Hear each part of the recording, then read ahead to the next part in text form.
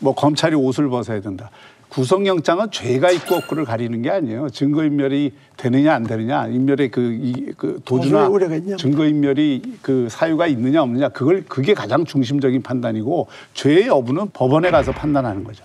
근데 그렇게 얘기를 하는 거는 어떤 압력이 되느냐면 구속영장을 내야 되는 판사 입장에서는 굉장히 부담이 되는 거예요. 또 검찰 입장에서도 굉장히 부담을 주는 거고, 권력의 핵심에 있는 사람들이 그런 어떤 법조계 전체를 압력으로 몰아넣는 그런 어떤 발언들을 서슴지 않는다면 이것이 사법개혁 만년 해보면 뭐합니까? 정치 권력이 사법을 흔드는 것밖에 안 되는. 검찰이 조 장관 아들을 비공개 소환 조사했습니다. 이에 부인 정 교수는 SNS를 통해 가슴에 피눈물 난다라고 심경을 토로했는데요. 검찰은 압수수색 다음 날인 24일 아들 조 씨를 비공개로 불러 16시간가량 조사했습니다.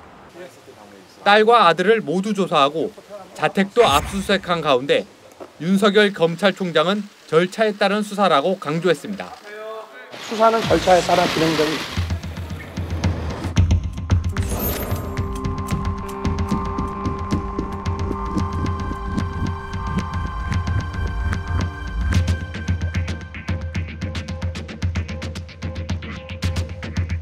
자, 정 교수의 행보는 어떻게 볼 수 있을까요? 저는 지금 조국 장관 가족들이 겪고 있는 고통이 대단하다고 생각해요. 지옥을 경험하고 있는 거죠. 근데 이 지옥을 경험하고 있는 일이 무엇 때문에 생겼는지에 대한 성찰이 필요한 겁니다. 그러니까 이것을 우리가 지옥을 경험하고 있으니까 그것을 SNS에 올려갖고 일종의 감성적인 어떤 동조를 받기 위한 그런 방식으로 지금 SNS 활동을 하는 것은 그건 또 다른 정치적 행위로 읽힐 가능성이 대단히 높아요.